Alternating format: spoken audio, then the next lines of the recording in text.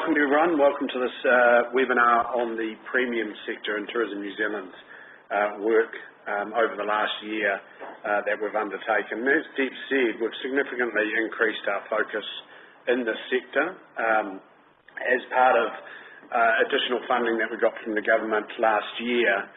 We were able to expand our efforts into a number of new sectors and markets, and the premium sector is one of them. So what I'm going to take you through today is just a bit of a recap on what we're trying to achieve in the premium sector, what activity we've undertaken over the first year, and also what we've got coming up.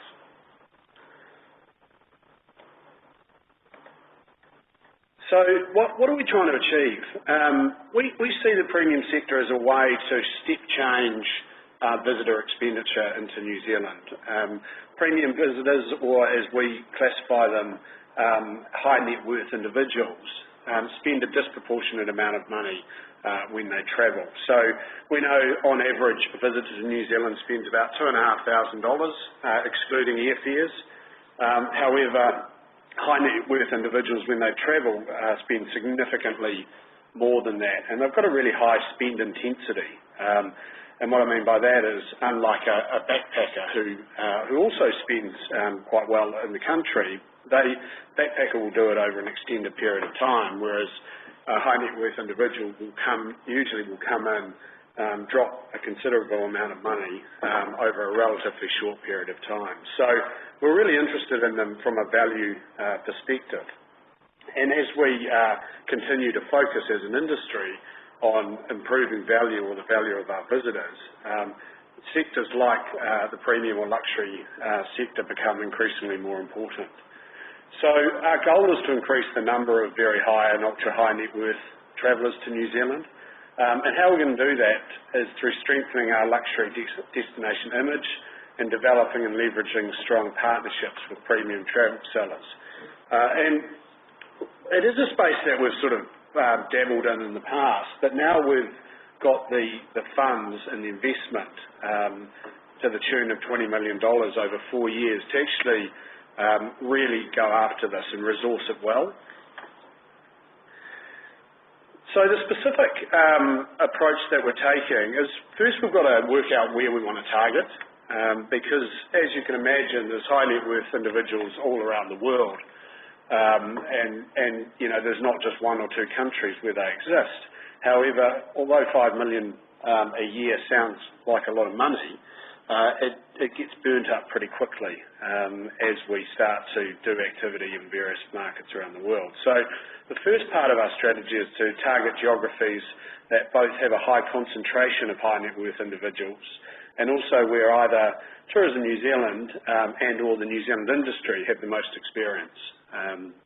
Because there's a number of the New Zealand industry that have been operating in the space very successfully for a number of years. So we want to leverage off that and look at it and say, well, how can we amplify those efforts that are going on? Second is strengthening New Zealand's image and profile as a luxury destination, and this is both at a trade and a consumer level. So we want to create aspirational appeal for New Zealand as a luxury destination.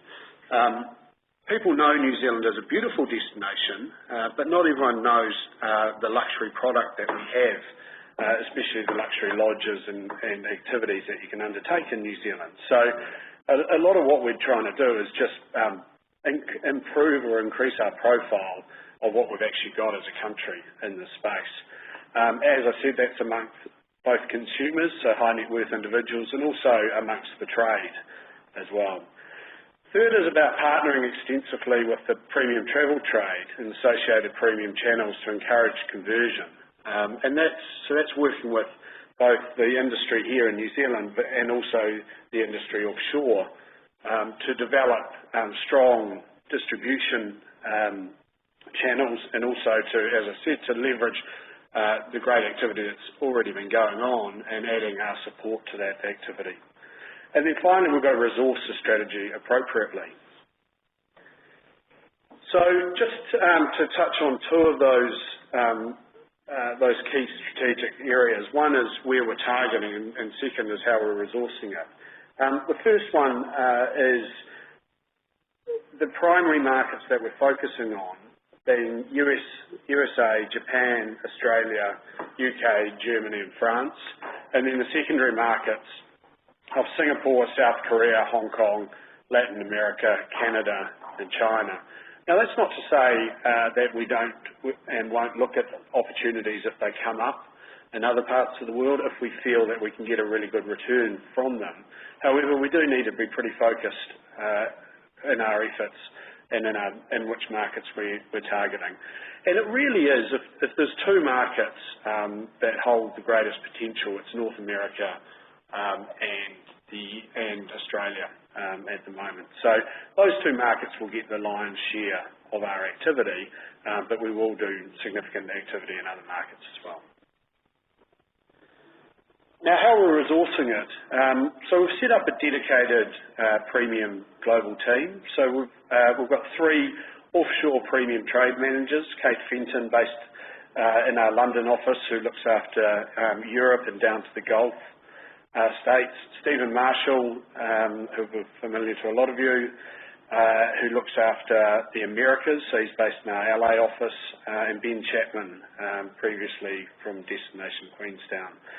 And he is based in our Singapore office, working across Asia. And Asia is probably the market we know the least about when it comes to premium and how we're going to develop it. So a big part of what Ben's doing is really getting into markets, getting into all the countries across Asia and figuring out exactly where we're going to put our effort into that market.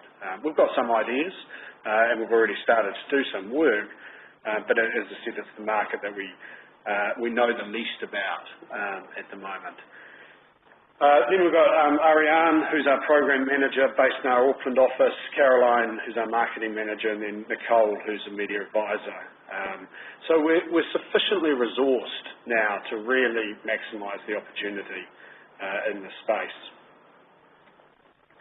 So looking back over the last year, and it's fair to say that we were, over the last year, we've basically been building the ship and trying to sail it at the same time because we haven't had all the resources in place. We got the money last July. We only had it confirmed about 6 weeks before that, so we didn't have time to basically have a whole team in place come July 1 last year. Pleased to say we now have that team and they've come on stream over the course of the last year. But we've made significant progress even with the resources that we've had. Our focus very much has been on the basics and very much on the trade side of the activities spectrum. So establishing strong relationships in market and really starting to work the distribution channels that we have. So that's been our primary focus, and that's why the 3 offshore people are all trade-focused roles, because we see that's where we can make the biggest difference initially. And then on top of that, we've started to increase our profile through advertising and PR initiatives, and I'll run over the work that's been done year to date. So starting with the trade activities, a number of FMILs, and a lot of it, as I said, is about the basics. We just need to get people down here, whether they're offshore travel trade or whether they're journalists, to see and experience what New Zealand's got to offer. So some of the, I won't run through everything we've done here, I'll just top line some of them. But as Deb said, the presentation will be made available if you want to go into the detail. So we've hosted a number of trade FMILs, including Amex trade FMILs, a number out of the UK and Europe, out of Korea and Japan. And then probably the largest and most significant FMIL we had was the Virtuoso one out of North America, where we hosted 15 Virtuoso advisors over 10 days back in May, and these were handpicked for this event as the cream of the crop. of the Virtuoso network. And out of the 15, only one of them had ever been down to New Zealand. So there was 14 of them where it was their first time and experience of New Zealand. And they had an amazing time, and we had amazing weather. I thank all the industry that got in behind that opportunity, and it will certainly bear a lot of fruit over the coming years. Trade events, so we're increasing our both the number of events we're attending, but also our presence at those events. So events across Europe, we attended the Monaco Yacht Show. We were the headline sponsor at Pure, ILTM Cairns, and also we've just attended the Palma Super Yacht Show as well. In America, for the first time, ILTM Sao Paulo, and LE Miami just recently in June there. So along with those events that we attend, we've also undertaken a lot of training in market, whether that be physical training or via webinars. So Stephen has been very busy up in the North American market, getting out there and, as I said, showcasing what New Zealand has to offer. In Asia, we attended ILTM Japan for the first time, and then also Shanghai, ILT Shanghai, which we've been a regular at. So in terms of our international media program and PR activity, we've hosted 28 different titles, which is a significant effort over the course of the year. And some of the titles, really stand out titles: Affluent Magazine, Rob Report, Condé Nast, and part of them on the right-hand side, starting about a third of the way down with Sunset Magazines, were part of the Travel Classics program that we ran. And this was the top dogs, basically, from these magazines. So, in most cases, the editors or the sub-editors. But we just never get the opportunity to get that type of journalists down or editors down. So the Travel Classics was a really big coup that we were able to pull off, and again we're starting to see the results of these 28 titles starting to roll out. And I'll just flick through some of the ones that have started to come through. So the Luxury Travel Magazine out of Australia, the Rob Report, Singapore and Thailand. We had a significant piece in the Sydney Morning Herald, in the Traveller section, Escape Travel. Hotel and Lodge magazine out of France, Fly Fisherman magazine, Gulf Vacations out of Singapore and the US. And there's plenty more that we know will be coming out over the next couple of months as well. So, really exciting how many publications we're able to get in our first year, and we're targeting the same for next year. We also recently just won the Best Overseas Country in the Luxury Travel Magazine Australia, the Gold List Awards. So, and then obviously a number of New Zealand operators also won, really good awards in there: Best Overseas Golf Resort, Best New Property to Visit, Best Overseas Boutique Property. Really good accolade in there for our product. And we know our product, is certainly world class. And it comes back to our challenge and our opportunity is to tell the story and to get it out. So,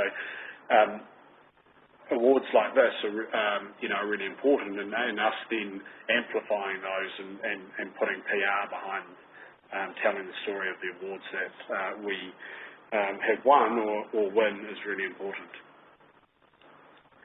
In terms of partnership activities, so that was a key part of the strategy is working in partnership with both the New Zealand industry and also the industry offshore. So significant partnership activity across all our key markets. And again, I'm just going to top line some of the examples that we've undertaken. So partnership campaigns up in Europe with Windrow's Finest Travel, Club Fawn in France, Excess Travel out of the UK, and Sodus Travel out of Russia, which is Russia's leading tour operator.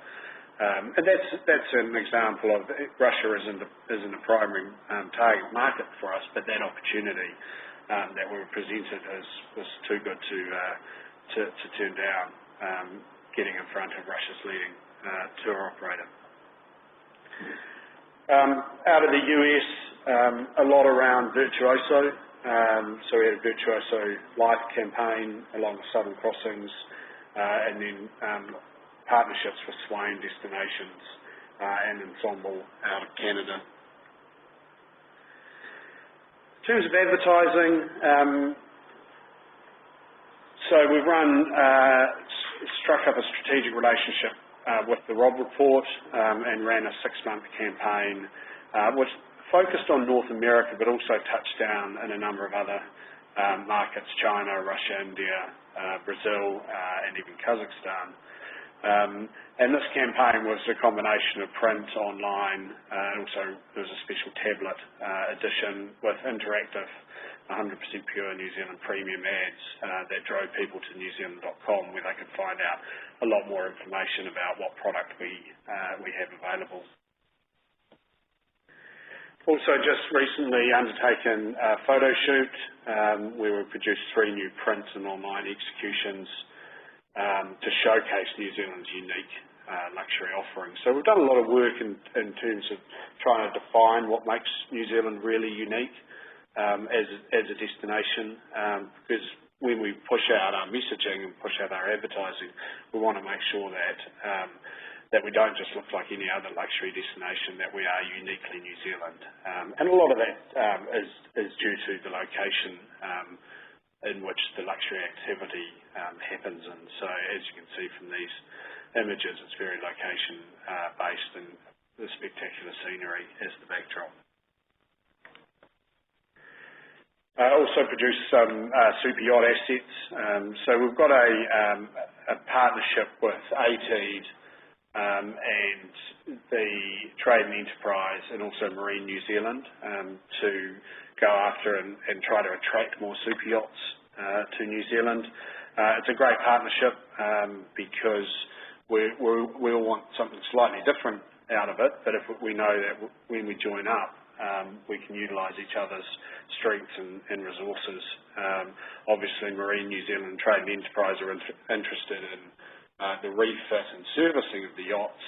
We're interested in the yachts cruising around our coastline and also the owners coming down and undertaking tourism activities, as we've seen recently with the likes of Super Yacht A, the Russian billionaire's boat. Wanted to touch also on golf.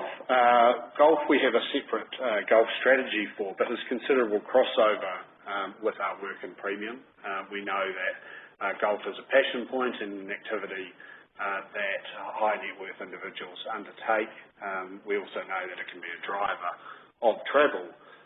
So if we can tell a golf message along with a luxury message, then we can hit two of their hot buttons. So we've set up a international golf strategy, and that was developed in conjunction with the Golf Tourism Advisory Board, which is made up of people that know a lot more about golf than we do, and that's now headed by Norm Thompson.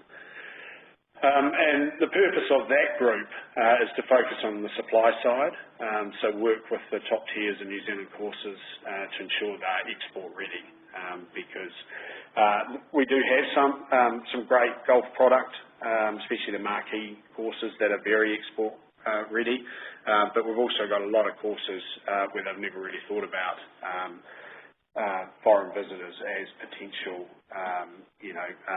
visitors to their golf courses, and so they don't know the first thing about how they could attract them or what the experience should be. So we've been working closely with that group to help work on the supply side of it.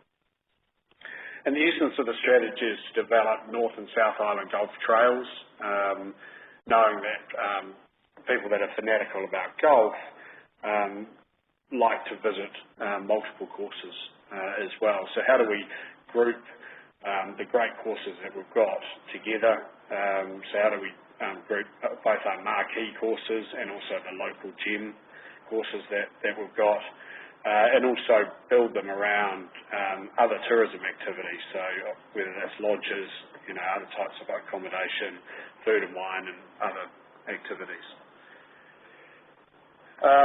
So we've done a lot of the basic work of on newzealand.com, redoing the golf assets that we've got, our golf hub pages. We've got new imagery featuring Philip Taufarangi, and we've undertaken advertising campaigns and also PR activity with visiting journalists around the New Zealand Open. So again, we're starting to increase New Zealand's profile as a golfing destination, and as I said, that complements the work that we're doing in the premium space. Finally, in the golf area, again, we're attending golf trade shows offshore, so the IAGTO golf show in Hainan and the NAGTO show just recently in North Carolina. So that hopefully that gives a good snapshot of what we've undertaken to date, and also how it relates into what we're ultimately trying to achieve. And I guess we are on, as said up front, we're kind of building the ship and sailing. We now felt we've got the people on board, and so it's very much a continuation of what we've been doing, because we believe we're focusing on the right types of activities in the right areas. So upcoming, a big players are it's the trade event Luxperience, which is happening in September. We have become a major sponsor and destination partner of this year's Luxperience, and we've significantly increased the number of New Zealand trade that will be attending that event from last year.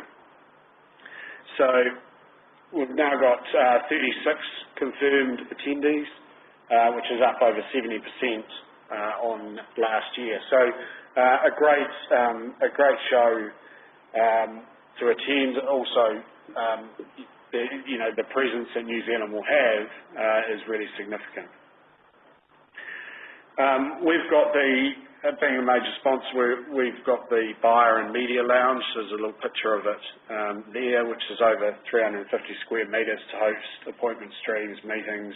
It's got a bar area. We'll be featuring New Zealand wine and beer.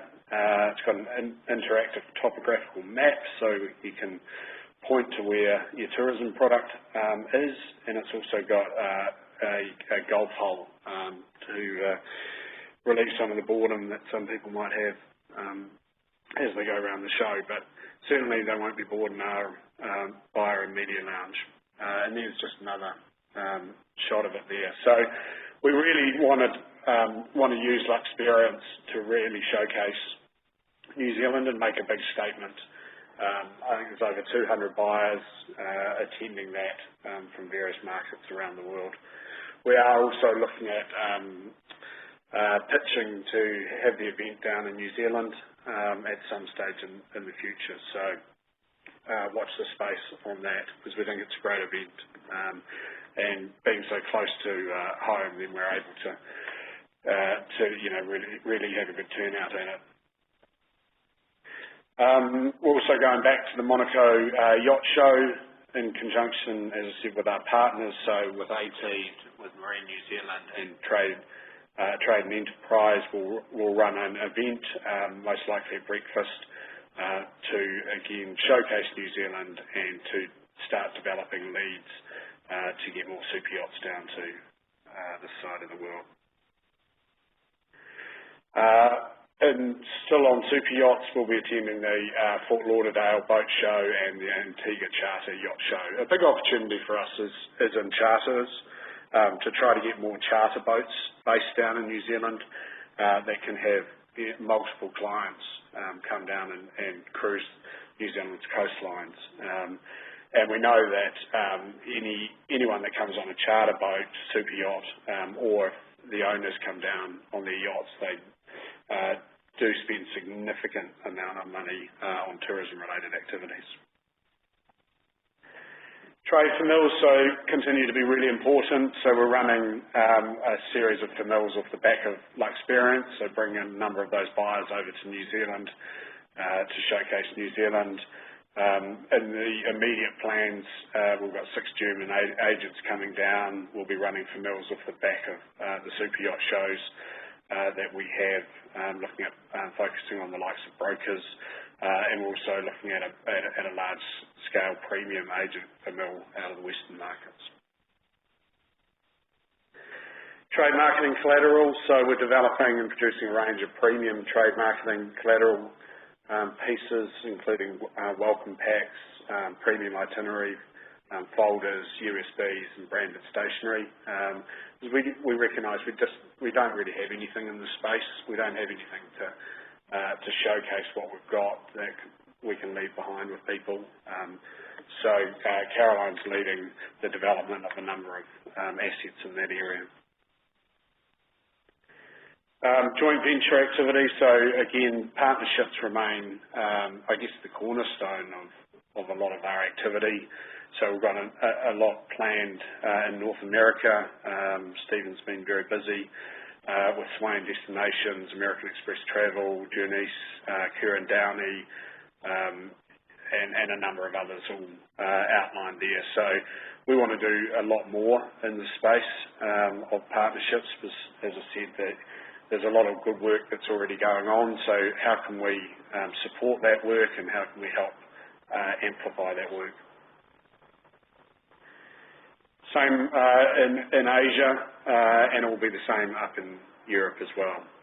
International media program, so we're just finalising our target list for FY15, but we're aiming for about the same as we got this year, so around 25 publications, and that would be a mix of travel publications, lifestyle-based, and super yacht titles. A big hero publication that we're working with is Monocle Magazine.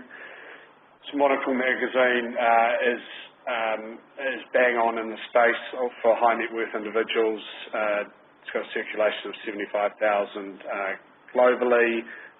There's a number of Monocle cafes starting to pop up in places like Tokyo and up in Europe. This is a partnership with Trade and Enterprise, 18 and Air New Zealand, and they'll produce a 44-page feature on New Zealand, which is basically, it's called a survey, but it's effectively a feature showcasing New Zealand as a luxury destination, and it's like a lift-out book, and they produce them for other markets such as Denmark, and they're hugely popular amongst their readers. And again, it's a real opportunity to use a highly targeted publication to showcase what great product New Zealand has in the luxury space. Advertising, so the images that we showed earlier on will form a campaign that's scheduled for September, October, focusing on the US and Australian markets. And they'll be high impact placements, so double page spreads to really make a statement in the magazines.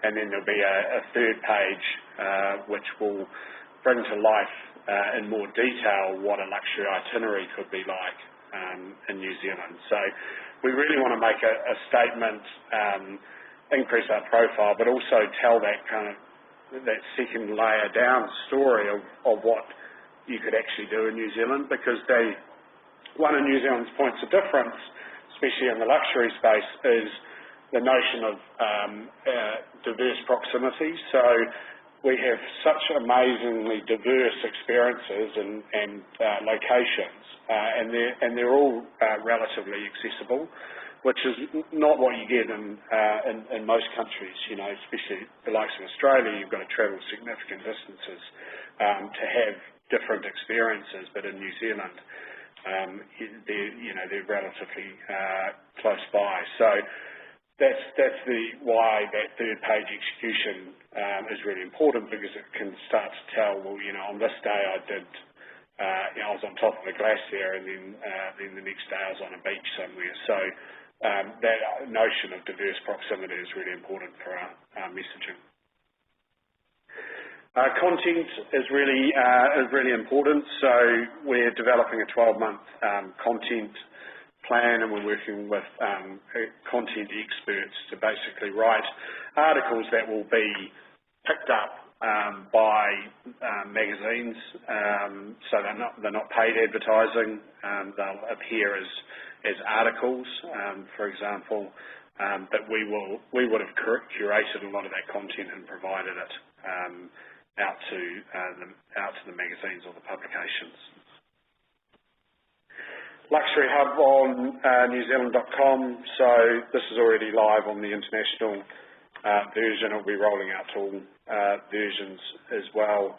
And there's a new layout in terms of accommodation. So 3 new groupings of accommodations, showcasing again activities that you can undertake, types of accommodation experiences, and then we'll be adding a super yacht section as well at some point. So in summary, significant progress has been made over the first 12 months. I mean, once you start to look at all the results that we're getting in terms of the media exposure, the trade shows we visited, the number of familiars, and also the quality of them, certainly stand out.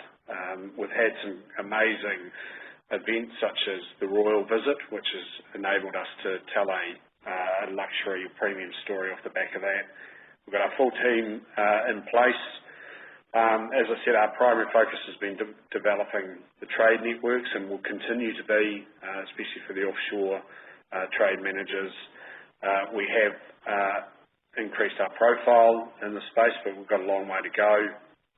And partnerships, again, we've started to do a number of partnerships with both onshore and offshore travel partners, and they are the cornerstone and will be critical to our future success. So hopefully that gives you a good overview of not only the strategy that we're deploying, what we're trying to achieve, the areas of focus, the markets that we're focusing on, but also the activity and the significant activity that we've undertaken, and a glimpse of what's coming up. And as I said, it's a lot more of continuing to do what we've started to do, and really we should start to see the results coming in soon. In terms of measurements, this area is a really hard area to measure, mainly because our primary way of measuring visitor expenditure is through the IVS, the International Visitor Survey. Excuse me, that usually high net worth individuals don't fill out surveys. So it's really difficult to capture in our traditional measures. However, we have a basket of measures which we're looking at, which includes data kindly supplied by the Lodges Association, and also from some of our New Zealand-based partners. We also have collecting information around super yacht arrivals, private plane arrivals. So we've got a basket of measures that we're looking at to give us an indication as to whether we're growing this market. And what we've already seen year on year is the expenditure in this sector from our basket measures is growing ahead of the total expenditure growth that we're seeing into New Zealand. So that's what we want to see. That's what we want to see continue, that we're growing this sector at a disproportionate rate to the rest of visitor economy. So really encouraging results so far. So that ends the formal presentation. I think I'm to time, and I think it's an opportunity for some questions, Deb. Yeah, absolutely. So we've had a couple of questions come through and a couple of bits of feedback. So just it seems like you've hit the mark with this presentation, which is great to hear. So Justin, someone is asking, they're a small boutique luxury accommodation lodge in a coastal location near Kauri Cliffs, wanting to know how they get in touch get in touch with someone to get onto that North Island Golf Trail that you talked about. Okay, sure. They should contact a special interest team, and we can respond with an email on the best. Can we do that, Deb, with the best contact? I'm sure we can, yes. Georgina, our technical assistant, is nodding furiously, so yes, we can. Yeah. So we can send through an email and a phone number for the best person to talk to about that. Great. And we've also had some feedback to say that we've got, there is a monocle journalist with us today in town, just as an FYI, so wondering if it might be a different story to the October one. Could be. They are starting to. They've got a journalist based down this part of the world who will be writing the content for that lift out, and so we've directed them in terms of what areas we want them to look at. So it could very well be that person starting to write the stories that will be in that lift out. Okay, great. They kind of do it behind closed doors. Yeah. So there's a question here, Justin, that says, during initial discussions, there was talk of a panel for ensuring that the New Zealand product was actually luxury. And where are we at with that panel? We are still working through setting up such a panel. It's not an easy thing to do. And when we started down the path, we ended up having about 150 people on it. Not that it ever got off the ground, but when we started to write the list. So we're just, at the moment, we're having discussions with smaller groups, like the Luxury Lodges Association, the Virtuoso agents on sites here, to check in with them around getting feedback on what we're doing. But ideally we will be able to get to a panel. We just don't exactly have the answer as to who would be on it yet. Because I think everyone would probably quite like to be on it. So I hope that kind of answers your question, which is the intent is still to have one. We just haven't figured out the best way to do it yet. Okay, and so Justin, just going back to Travel Classics, you were talking about Travel Classics earlier, and you mentioned that we don't tend to get those people down to New Zealand. Why is that, and what was different this time that we got them in the country? What was different was we hosted their conference. So why we can't, or why we have trouble getting them is that a lot of them don't take what's called commission. So a lot of them aren't allowed to be part of a country's international media program where the country basically pays for along with an airline partner for them to fly down and then funds their trip around the country, which is what our media program does. So their company policy, a lot of those magazines, to retain their journalistic integrity is that they won't take such trips. They're not allowed to. But so we were able to host their annual conference down in New Zealand. And as a result of that, they all wrote stories off the back of it. So. Great.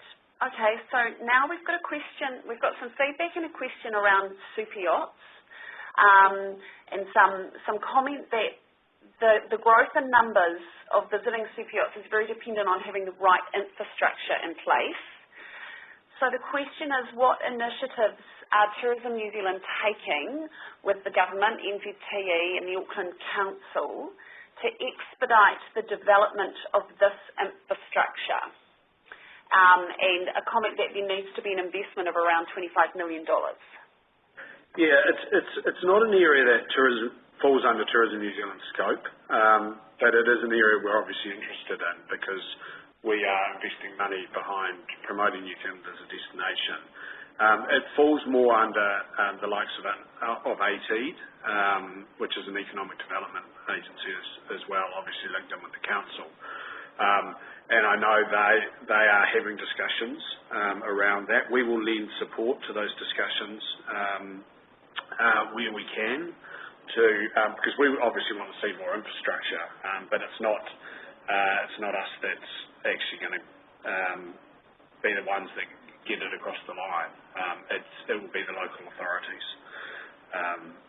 So, yeah, hopefully that answers that question. I mean, we are lending our support to, and when asked, but it falls under their remit, not ours.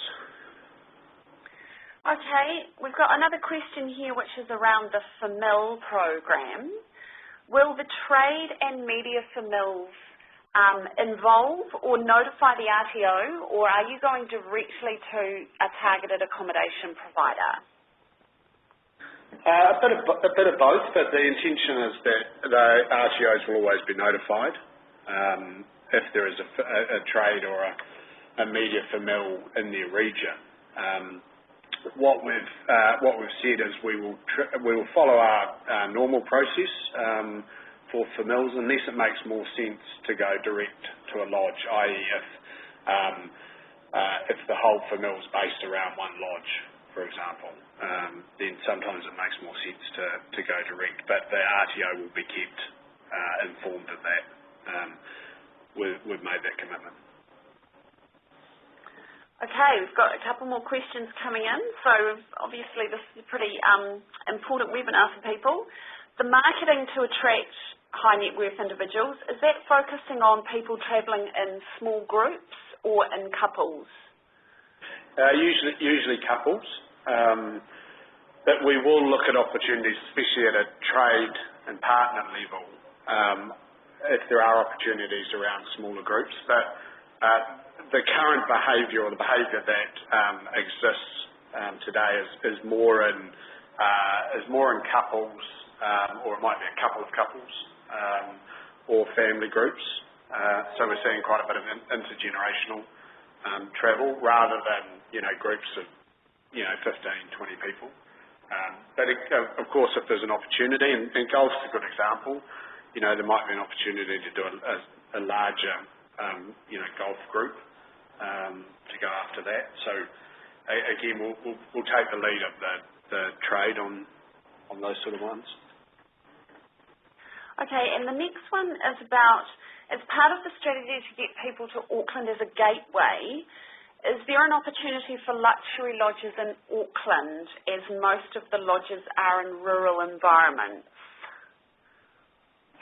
Is that asking, is there an opportunity for more luxury lodges in Auckland, or just for luxury lodges in Auckland or in the surrounds to take an opportunity out of the strategy? If it's the latter, yeah, definitely. And ATEED want to try to increase the number of nights that people stay in Auckland, and we're certainly here to help them try to do that as well. And there are, there's some good luxury options, accommodation options around Auckland as well. So, in terms of it, do we need more? I'm not sure. I don't have a fair view on that.